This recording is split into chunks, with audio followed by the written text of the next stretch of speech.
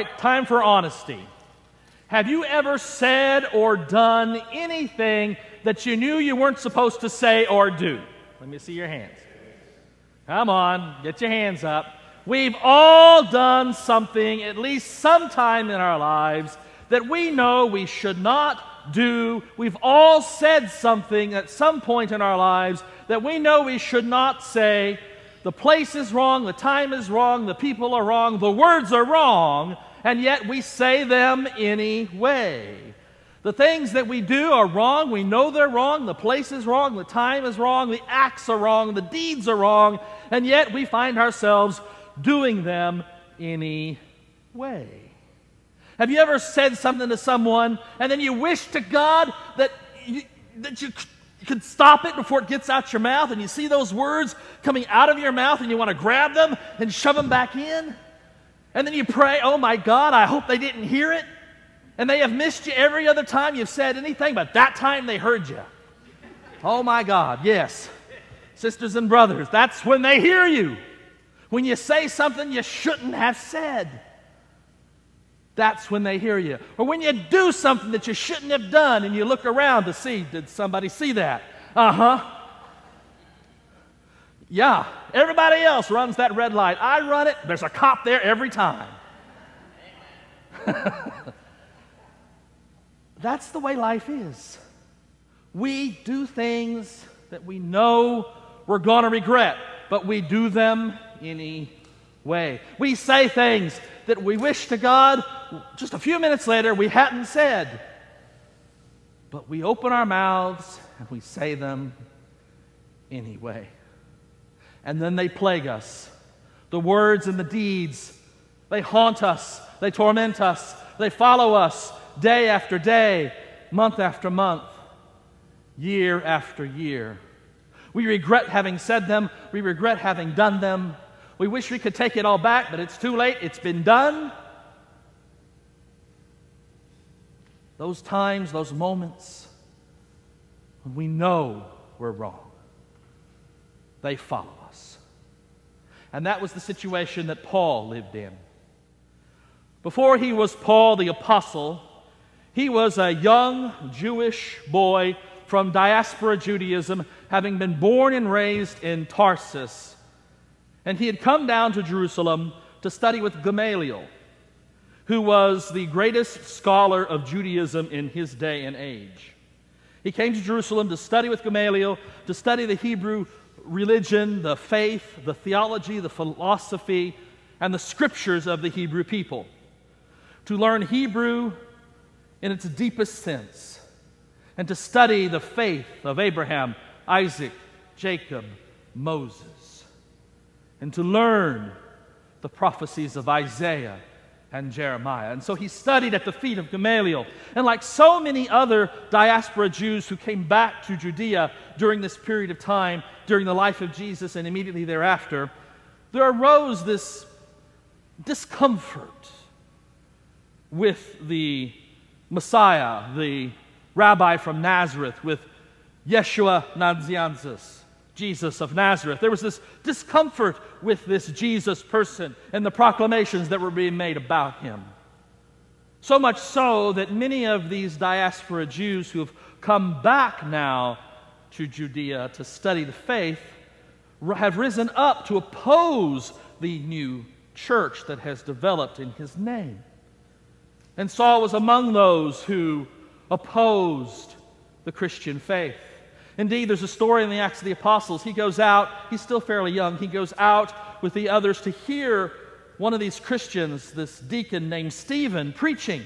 And they hear the message that Stephen is preaching, and they declare heresy, they declare it blasphemy, and they pick up stones to throw them at Stephen, but not before handing their cloaks to Saul of Tarsus to hold on to them. And it says in the Acts of the Apostles, he looked on and approved of the stoning of Stephen. Later on, he would grow and develop in stature in the Hebrew community, and he would receive authority from the Sanhedrin to go and round up Christians, Jesus people, and bring them before the Sanhedrin for trial so that they could order them to be silent and stop preaching about this Jesus. Eventually he got authority to go to Damascus, up in Syria, outside of Judea, to round up Christians there and bring them back to Judea so they could be ordered to be silent and stop preaching about this so-called Messiah, this Yeshua Nanzianzus, this Jesus of Nazareth. And on the road to Damascus, Jesus comes and intercepts him and knocks him off his donkey and blinds him and asks him, "Why are you persecuting me?" And converts him, transforms him, changes him from being the greatest opponent of the gospel, the greatest opponent of the Jesus people, the greatest persecutor of the church, to being the greatest proclaimer of the gospel, the greatest proclaimer of the good news of Jesus to the Gentile world, the most important apostle of the New Testament church. From the greatest persecutor to the greatest apostle in just a very short number of years, my friends. So quick that it caused many of these Christians, these Jewish Christians, problems. They had a difficult time believing that this Saul of Tarsus, this Paul by his Greek name, this Paul person could truly be trusted. And so they would follow him in his ministry. He would go to a city in Asia Minor and preach the gospel and convert these Gentiles and make them into Christians, and then he'd leave and go to another city. Meanwhile, these Jewish Christians would follow him into town, gather the Christians together and say, "It's a good thing that you've been converted. It's a good thing you're following Jesus of Nazareth. It's a good thing that you're learning about Yahweh God. It's a good thing that you are now a member of the family of faith. But you've got to become a full member by becoming a Jew and all that comes with being a Jew." And you know what? Paul didn't tell you this because you really can't trust him. He once persecuted the church. And while he's preaching a good message now, if he once persecuted the church, he might do it again. So don't listen to him anymore. Listen to us. Listen to what we're saying. Accept our authority, not his. And follow what we say and not what he says. This was the situation in the church that plagued Paul year after year in his ministry in Asia Minor, modern-day Turkey, in his ministry in Macedonia, in his ministry in Greece, throughout the ancient world where he would plant Gentile Christian churches. His authority would be challenged by these Jewish Christians who said, "Paul had once been a persecutor, so don't trust him now. Paul had once persecuted us, so don't trust him now." And I believe it was that continual drumbeat, this continual opposition, and one thing more, that was his thorn in the flesh. Notice what he writes. "Therefore, to keep me from being too elated, a thorn was given me in the flesh, a messenger of Satan to torment me, to keep me from being too elated." Now, when you go to all the commentaries and you research the thorn in the flesh that Paul had, you find out there is no unanimity as to what this thorn was. Some scholars say that he had eye trouble from having been blinded on the road to Damascus. Other scholars say he had a really bad case of acne. Some scholars say he stuttered a lot. Some scholars said he was short and ugly with a great big nose and no hair. Some people said that he was gay. Some people said that he could not be listened to for very long because he was so strange to look at and so strange to listen to that you would reject what he said after just a few minutes of listening to him. Some people said, some scholars proclaim, that the thorn in the flesh was some physical ailment or some physiological thing. And one scholar even says, "We don't know what the thorn is. Paul never tells us." Huh? Paul just told us. "Therefore, to keep me from being too elated, a thorn was given me in the flesh, a messenger of Satan. In Greek, angelos hasatanas. Angelos, angel, messenger. We call that demon. A messenger or a demon from Satan was given to him. He must have viewed this continual drumbeat from the Jewish Christians who followed him and challenged his authority. He must have viewed this continual challenge to his ministry as a message from Satan. Beaten on the same thing again and again. You can't trust him. He once persecuted us. Don't listen to him. He was a persecutor of us. And indeed, I think it went even further. This was said to him so often, so frequently, day in and day out. It was said about him month after month for years. And I think that little voice in the back of his head, the little voice that we hear too, started whispering and saying to him, you know, they're right. You once persecuted the church. You once rounded up Christians and sent them for trial before the Sanhedrin. You held the coats of those who murdered Stephen. They're right. You can't be trusted. They're right. You'll never be forgiven for having persecuted the church. They're right. Jesus isn't going to save you for having persecuted the church. I'm sure that voice ran in the back of his head as a demonic voice, a voice of Satan speaking to him, saying, you'll never be forgiven for what you did. Ooh. We've all heard that voice. Sometimes that voice is just in the back of our heads. Sometimes it's in the form of some preacher, some teacher, some Christian who thinks they know better than God about God's grace. That voice that then says, you can't be a Christian because you've done this, or you've done that, or you're doing this, or you're doing that. You can't be a Christian. You can't be saved. God won't love you. Blah, blah, blah, blah, blah. Oh, my brothers and sisters, that is the voice of the devil. It is the true voice of evil that would tell us, that would say to anyone, be it verbally by some human being or that voice in the back of the head saying, Jesus won't love you, won't forgive you, won't go with you, can't accept you because of who you are or what you've done or what you're doing.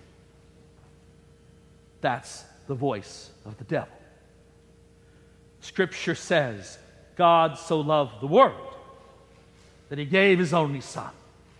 Scripture said that Jesus died for all, that Jesus came for all, that God loves all of us without exception and welcomes all to come into the forgiveness of God, to accept the grace of Jesus Christ, and to move into a relationship with the Almighty Creator of the heavens and the earth.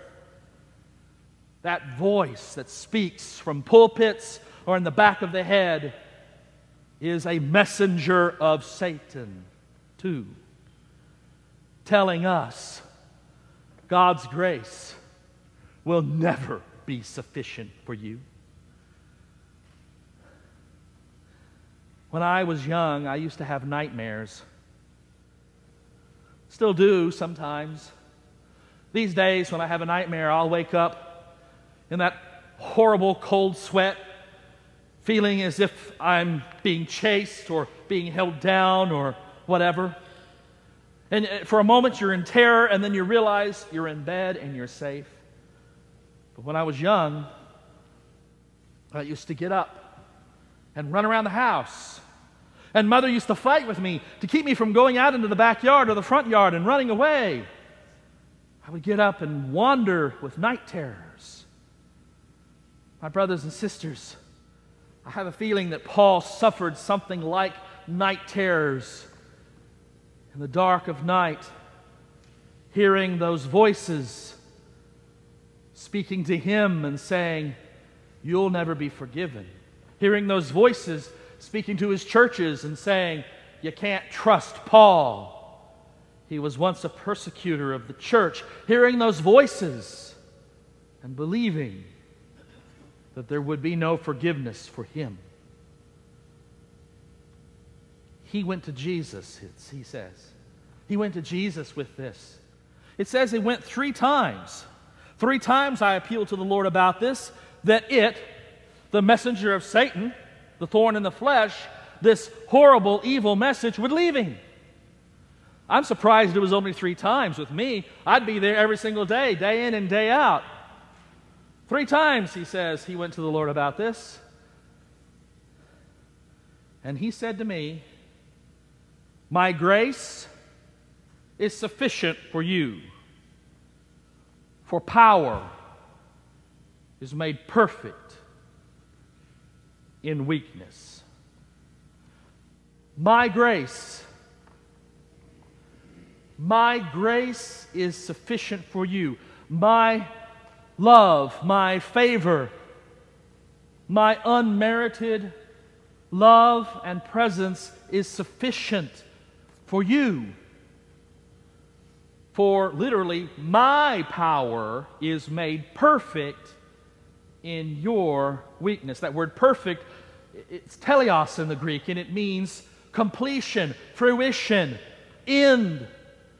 My power is brought to fruition. It is completed. It is brought to its purposeful end in your weakness. In other words, Paul, is there no greater message about the ability of God to forgive and transform than your life?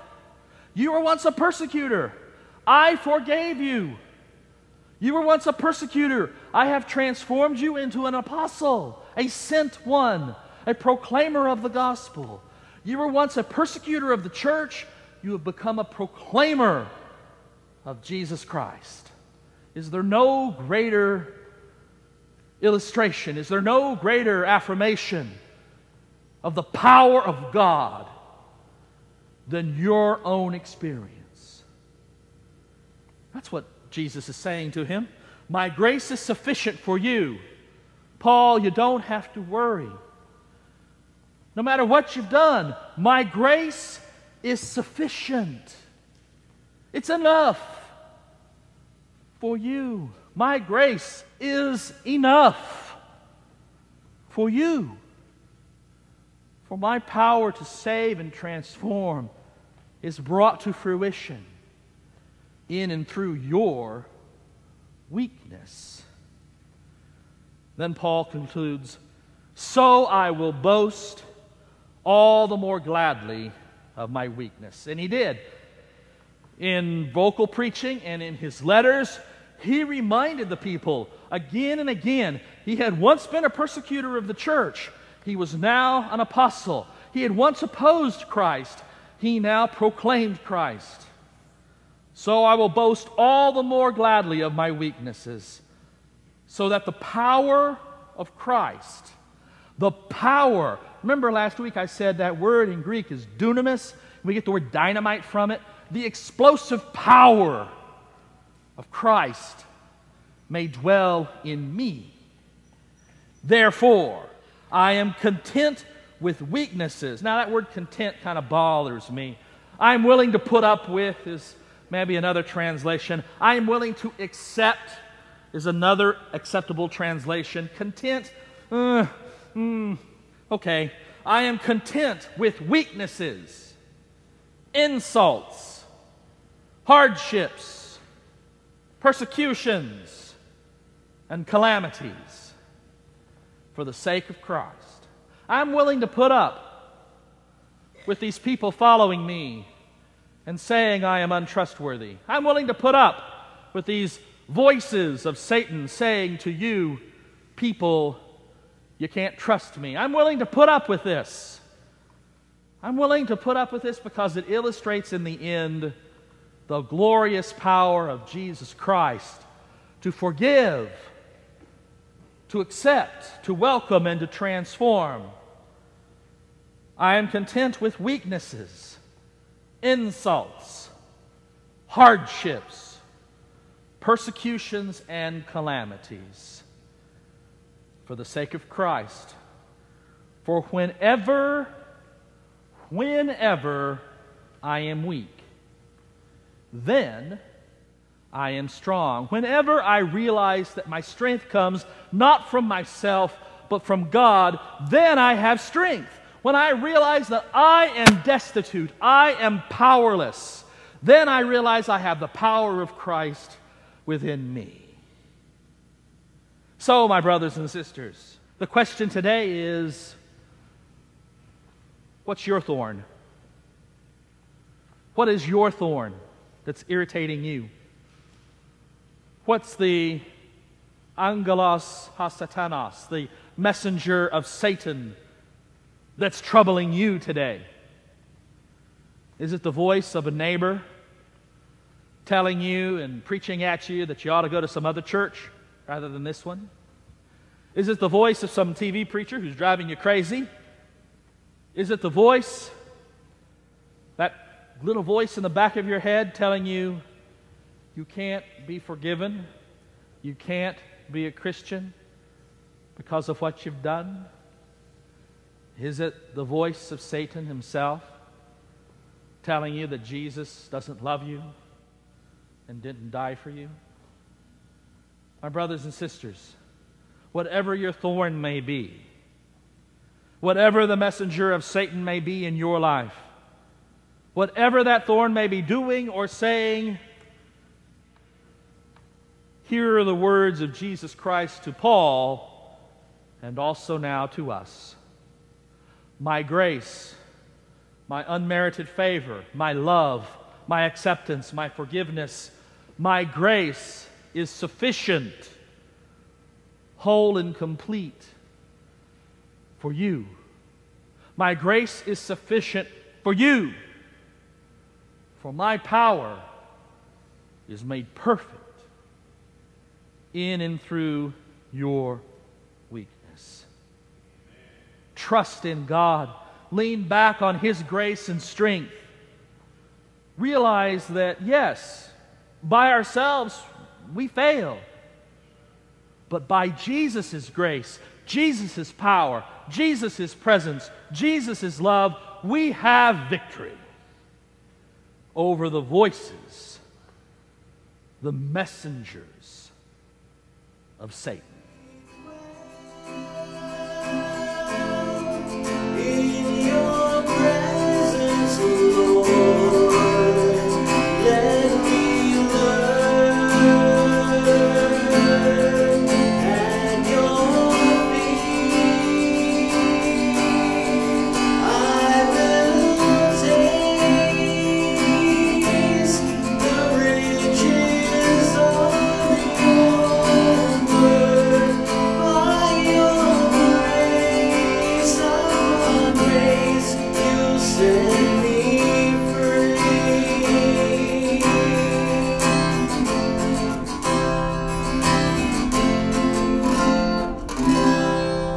You have been listening to a sermon by Dr. Gregory Neal, Senior Pastor of Northgate United Methodist Church and Rector of Grace Incarnate Ministries. Copyright 2012 by Dr. Gregory S. Neal. All rights reserved. For more information or to listen to other sermons by Dr. Neal, visit us on the web at www.revneal.org. That's www.revneal.org. You are also invited to visit us in person at Northgate United Methodist Church, 3700 West Northgate Drive, Irving, Texas, 75062. This program was produced by Dr. Gregory Neal.